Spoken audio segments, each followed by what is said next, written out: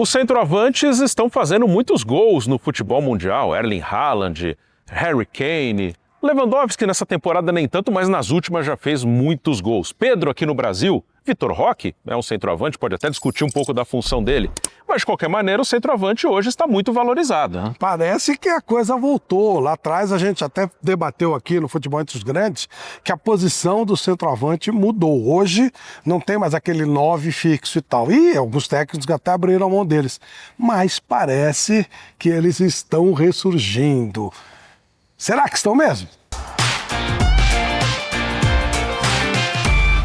Bom, o centroavante sempre teve aquela marca, é o artilheiro, é o cara que vai fazer gol, só que em algum momento essa posição de centroavante ela ficou não totalmente esquecida, né? Mas o Messi foi um falso 9 e funcionou muito bem no Barcelona em certo período. Tivemos alguns times que jogaram sem centroavante e com muito sucesso, mas agora nos últimos anos parece que isso mudou, né? Temos um cara como Haaland, que é um centroavante, um cara de força, velocidade, que joga por dentro, faz muitos gols. E temos alguns caras de características diferentes. Lewandowski, que é um centroavante mesmo, é um jogador um pouco até mais técnico que o Haaland, mas é um cara específico. E outros...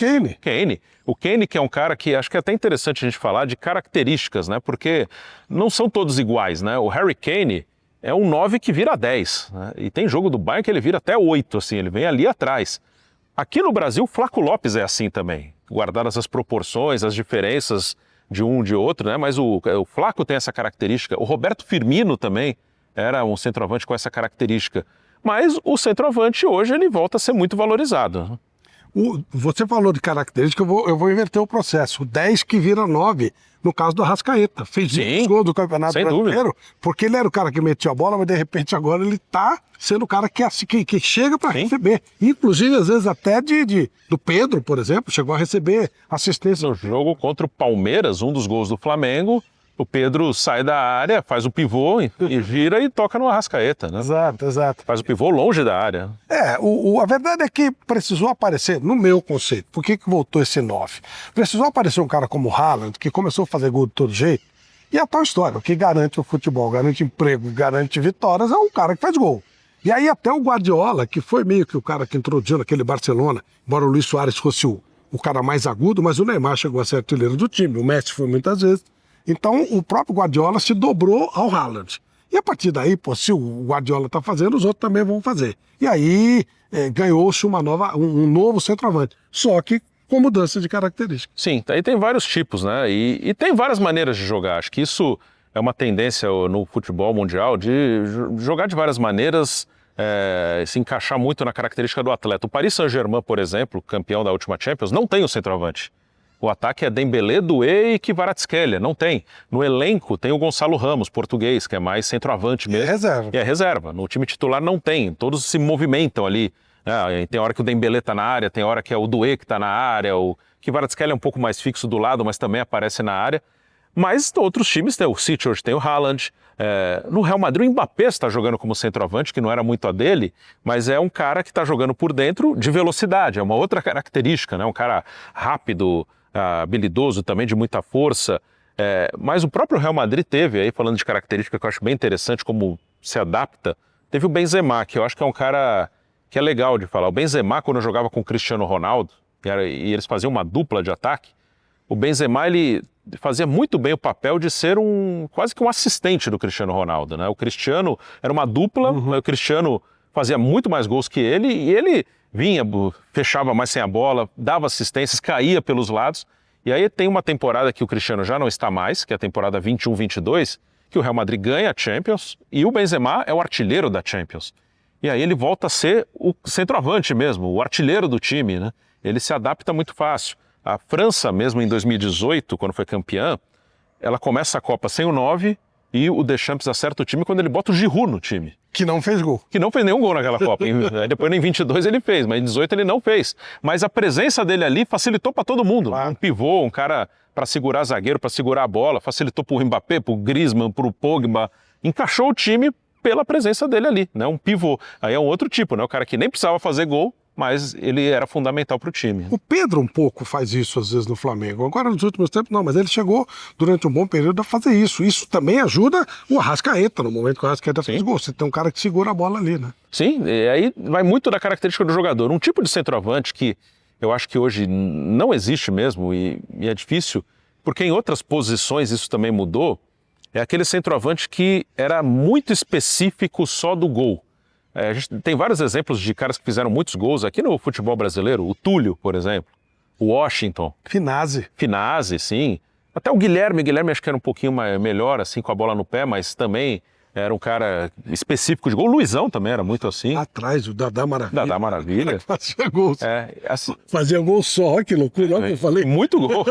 Então, todos esses que eu citei fizeram muitos gols. E ganharam títulos e foram decisivos. Claro. Mas eu acho que essa característica realmente faz muito tempo que não tem. Romário você colocaria nesse time? Não. Aí era um cara que fazia mais coisa, né?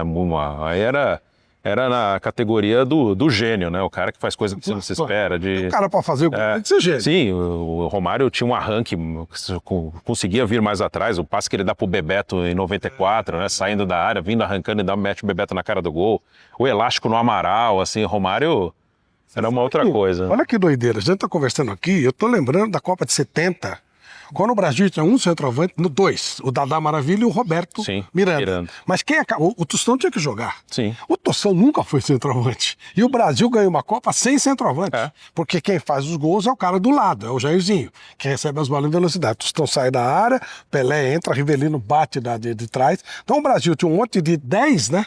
E não tinha nenhum centroavante específico, tinha só um cara de força que arrancava, que era o Jair. E em 58 e 62 tinha o Vavá. Aí tinha um 9-9 mesmo. Vavá era 9-9. Isso aí. 9-9. Ele até falava que ele vivia de resto. Sim. Eu pego o que sobra e faço o gol. Então, assim, dá pra ganhar de várias maneiras, né? Acho que depende muito do que você tem na mão.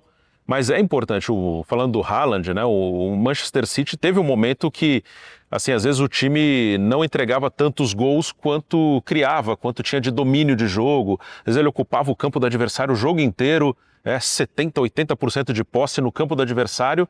Aí o placar 1-0 pro City, uma bola ali e faltava o cara que entregava gols. Os gols eram muito divididos, eram 10 gols para um, 7 para o outro. Aí vem o Haaland, um cara que entrega às vezes 50 gols na temporada, 60, que exigiu algumas adaptações, mas funcionou muito bem, né? Agora, se você quiser ampliar um pouco isso, podemos falar da seleção da Espanha.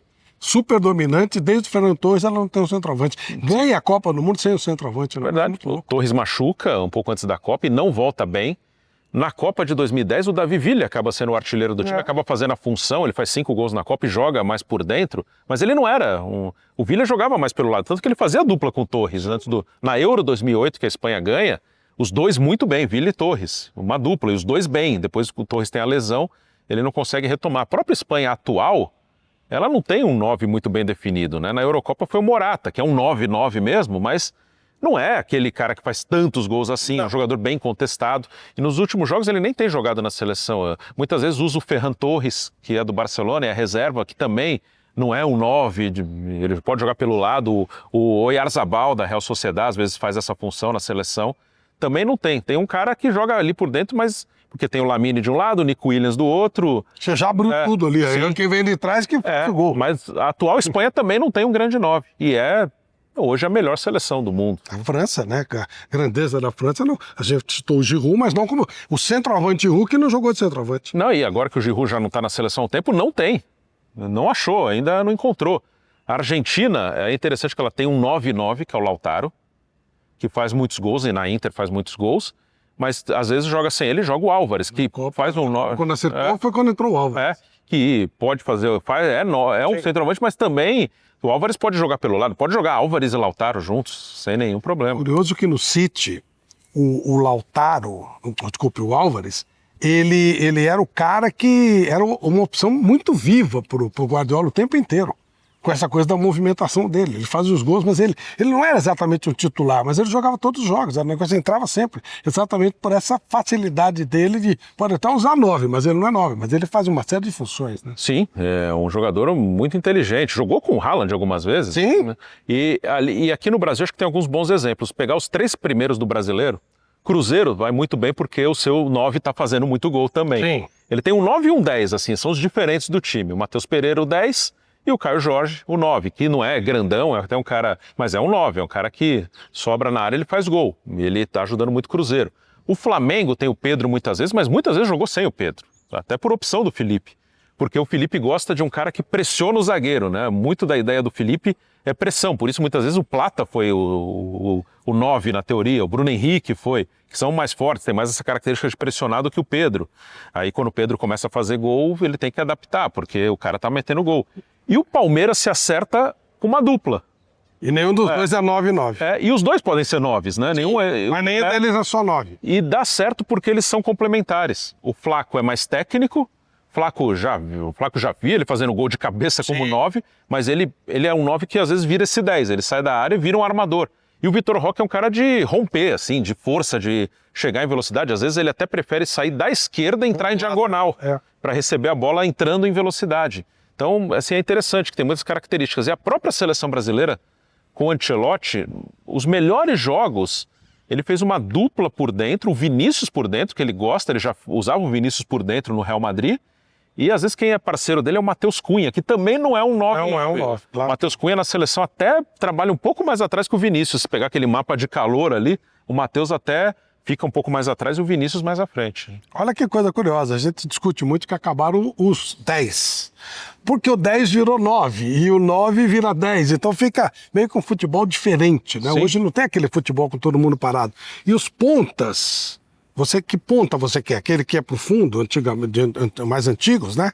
Ou você quer aquele cara que fecha e abre pro ala chegar? Ou você quer o ala que vira lateral e fecha pelo meio? Enfim, tem uma certa Ou até o meia, tem meia que joga pelo lado. Everton Ribeiro, sim. Canhoto que sempre jogou pela direita, que vai para dentro, vira um armador e abre o corredor, e vira mais um meia. Então, não dá pra dizer que o Yamal é um ponta que vai pro fundo, pelo contrário, né? Nem o Nico, eles fecham. vai pro fundo, o Yamal corta muito para dentro, às vezes também corta pro lado. Tanto que eles usam mais o jogador até com a perna invertida, sim, né? Para poder facilitar essa entrada pelo meio. Futebol é uma delícia para ser discutido por todas essas características. Dessa vez, nós falamos que não tem 9, né? O 9 mudou de outro jeito. Você pensa o que disso, hein? Você acha que tem, não tem? Você gosta daquele centroavantão parado, não existe mais? Agora, nós precisamos que eles parem de assistir o nosso material e não se inscrevam no nosso canal, né? Sim, tem que se inscrever, né? Você acompanha o vídeo aqui e se inscreva também no canal, no Futebol Entre os Grandes e faça também as suas sugestões, né? Suas sugestões nos comentários, qual tema você gostaria de acompanhar aqui no Futebol Entre os Grandes. Então dê a sua sugestão também, que a gente pode trazer aí nos próximos vídeos. Mas é fundamental que você se inscreva, tá? Você dê like, você compartilhe, bata papo com a gente aqui, porque aí o projeto vai crescendo cada vez mais. Até a próxima.